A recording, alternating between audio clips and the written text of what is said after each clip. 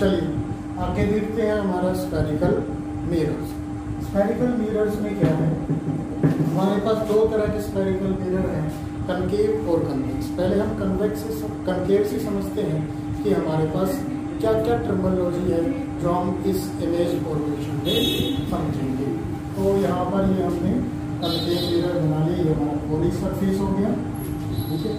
अब देखो ये कोई भी मिरर है उसका कोई ना कोई साइज होगा, उसके बीच का एक पॉइंट बनेगा, उसके बीच का एक पॉइंट बनेगा। हम मान लेते हैं 10 सेंटीमीटर है तो बीच का पॉइंट 5 सेंटीमीटर पे बनेगा, 20 सेंटीमीटर है तो बीच का पॉइंट 10 सेंटीमीटर पे बनेगा। इस तरह से एक बीच का पॉइंट होगा जिसको हम बोलेंगे पोल।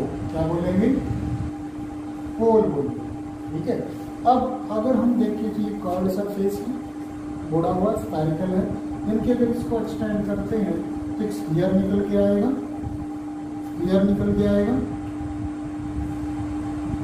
इस तरह से, और उस स्फीयर का कोई ना कोई सेंटर भी होगा, इसको हम बोलेंगे सेंटर ऑफ कर्वेचर। क्या बोलेंगे? सेंटर ऑफ कर्वेचर, ठीक है। इसके बाद हम क्या देखते हैं, यहाँ से रे पास करवाते हैं तो एक पॉइंट हमें मिलेगा जो अजीब सा बिहेव करेगा। यहाँ से हम रे डालते हैं इसके ऊपर, जैसे हम इसके ऊपर रे डालेंगे कि हमारी इंसिडेंट रे है, एज इट इज ये हमारा क्या होगा? Point of contact. इसको हम बोलेंगे पॉइंट ऑफ कांटेक्ट, जहाँ पे रे में इस मिरर के साथ कांटेक्ट, पॉइंट ऑफ कांटेक्ट, ठीक है।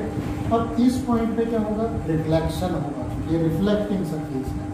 रिफ्लेक्शन को समझने के लिए हमने लॉज ऑफ रिफ्लेक्शन समझे थे।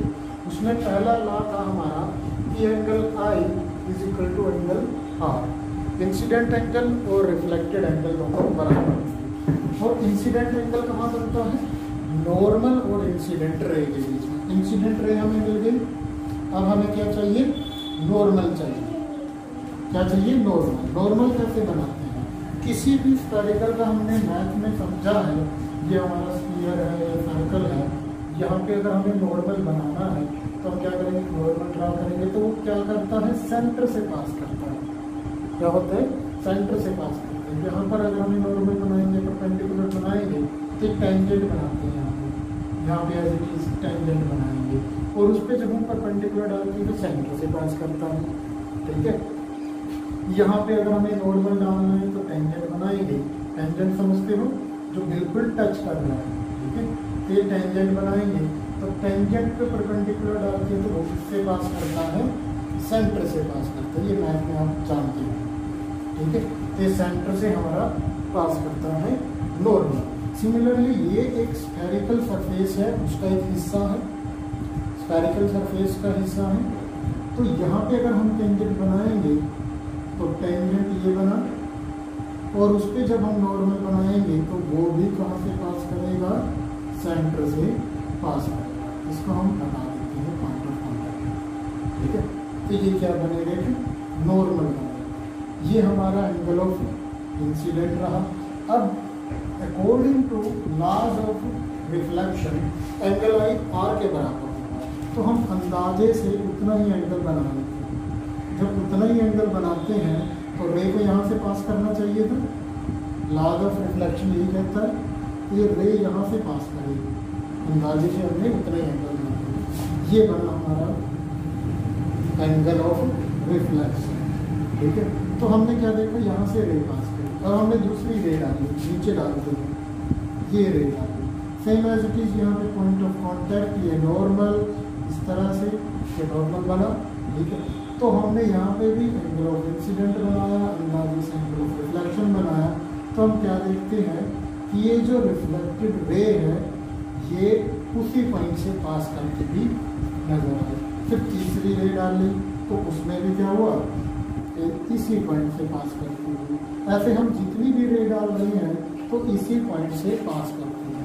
इनके पॉइंट है जिसमें कोई खास हाथ है जो सारी रेज को क्या कर रहा है? कन्वर्ज कर रहा है, इकट्ठा कर रहा है, इसी पॉइंट से पास करती है। इनकी सारी रे को क्या कर रहा है? फोकस कर रहा है। तो हमने इसका नाम रख दिया फोकस। क्या नाम रख दिया? फोकस रख दिया, जो सारी की सारी रे को कन्वर्ज कर रहा है, इकट्ठा कर रहा है एक पॉइंट पे।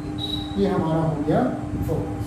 ठीक है, तो फिर ये हमारी टर्मिनोलॉजी हमारी तैयार हो चुकी है। Same as it is term हम यूज करेंगे कन्वेक्स मिरर की। तो उसको थोड़ा सा अच्छे से कन्वेक्स में देखते हैं, कन्वेक्स में किस तरह से कौन सा पॉइंट होगा।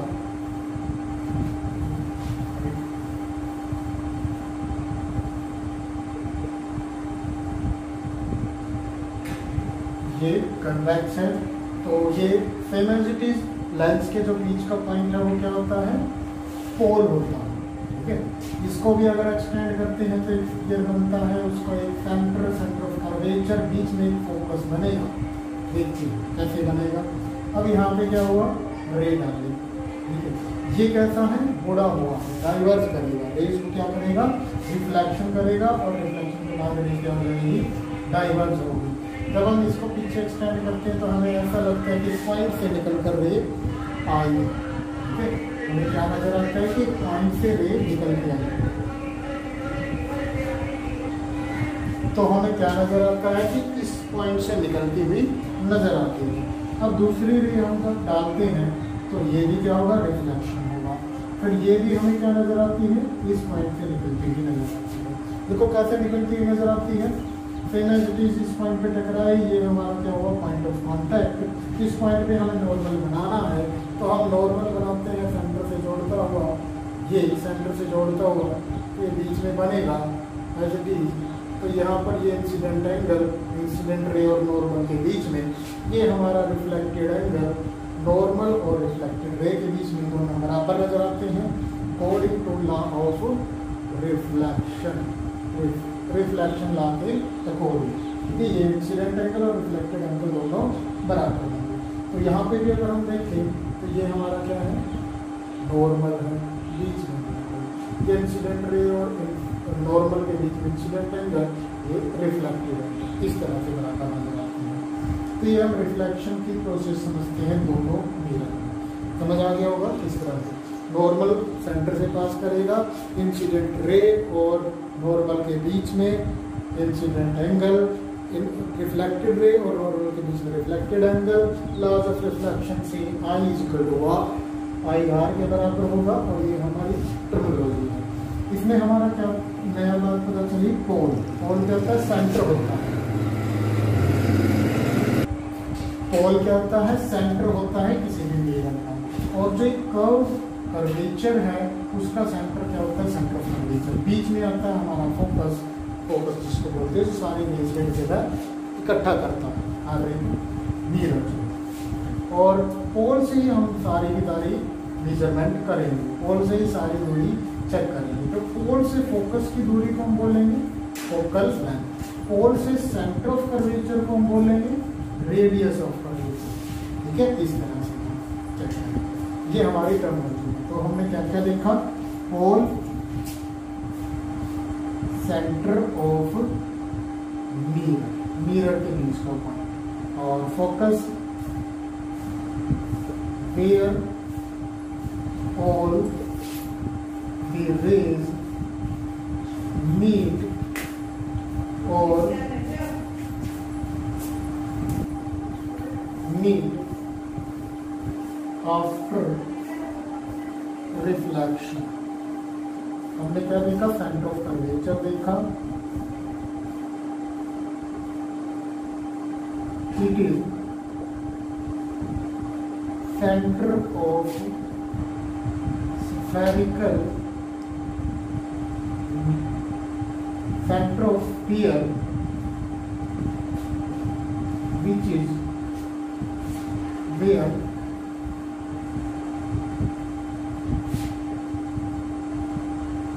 mirror is part of। और फोकल लेंथ क्या होती है, फोकल लेंथ, फोकल लेंथ क्या है, डिस्टेंस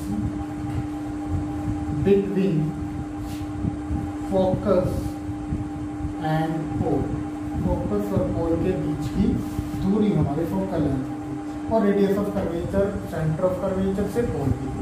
ये तो वैसे भी हम पढ़ते आ रहे हैं, ये हमारे स्फीयर बनेगा, स्फीयर से सेंटर की दूरी, बाउंड्री से हमारे सेंटर की दूरी क्या होती है, हेलो स्टूडेंट्स, चलिए आगे देखते हैं हम rules for obtaining image on spherical mirror. Spherical mirror पर इमेज बनाने के लिए क्या क्या रूल है, यानी कितनी तरह की हमारी रेज हम इस्तेमाल करेंगे जिससे हम इमेज बनाते हैं। तो हमारे पास यहाँ पर मिरर्स में 4 तरह की रेज होंगी। 4 तरह की रेज हमारे पास में लेंसेज में हमारे 3 तरह की होंगी और मिरर में 4 तरह की होंगी। और कौन सी होंगी? पहली है हमारी parallel to principal axis. Parallel to principal axis, principal axis के पैरेलल जाने वाली। तो वो जो प्रिंसिपल एक्सिस के पैरेलल जाएगी तो वो कहाँ से आएगी?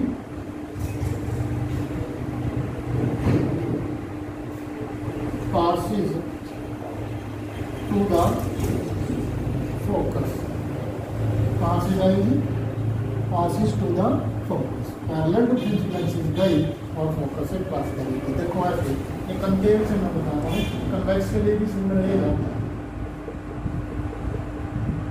तो ये पैरेलल टू प्रिंसिपल एक्सिस गई, ये हमारी प्रिंसिपल एक्सिस होगी। ठीक है, ये क्या होगी? प्रिंसिपल एक्सिस होगी।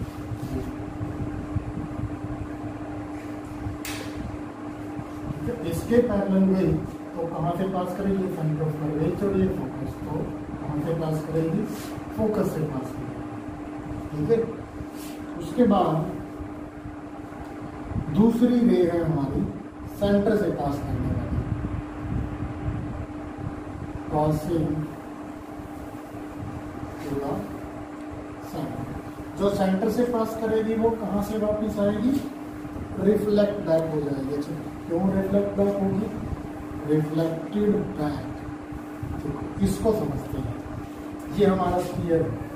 ठीक है, अगर कोई रे गई, ये स्फेरिकल पार्ट है, ये हमारा स्फेरिकल पार्ट है, यहाँ से रे आए, यहाँ पे टकराया, ये यहाँ पे टकराया, तीन मुड़ के इस तरह से आएगी। अब जो रे हमारी सेंटर से पास करेगी इस तरह से, सेंटर जो रे सेंटर से पास करेगी तो क्या करेगी? इंसिडेंट एंगल कितना बनेगा? नॉर्मल और इंसिडेंट रे के बीच में बनता है। अब इंसिडेंट रे भी यहीं पे है और नॉर्मल भी सेंटर से ही बनता है। नॉर्मल भी सेंटर से ही बनता है, तो नॉर्मल और इंसिडेंट एंगल के बीच में और इंसिडेंट रे के बीच में एंगल कितना है? Angle r is equal to 0। तो एंगल आर भी कितना होना चाहिए? 0 होना चाहिए। तो इसलिए रे टकराने के बाद वहीं से वापस आ जाएगा। तो गुजारा नॉर्मल भी कहाँ से पास करेगा? सेंटर से पास करेगा। बैक करने के लिए नॉर्मल है, तो इंसिडेंट एंगल कितना? 0। तो रिफ्लेक्टेड एंगल भी कितना होना चाहिए? 0। तो रे जहाँ से आई थी वहीं से वापस चले जाएगी। तीसरी हमारी रे है फोकस से पास करने वाली, passing to the focus. Focus से पास करने वाली, ये इसी में बना देते हैं। तो ये रे है, फोकस से पास करी, तो आफ्टर रिफ्लेक्शन ये कहाँ से पास करेगी? Parallel to principal. ऊपर वाले का उल्टा, यहाँ पर क्या था? पैरेलल टू प्रिंसिपल एक्सिस गई थी और टकराने के बाद फोकस से पास करेगी। जो फोकस से पास कर रही है वो पैरेलल टू प्रिंसिपल एक्सिस जाएगी। ठीक है, पैरेलल टू प्रिंसिपल एक्सिस जाएगी। तो passing to the focus after reflection it goes through the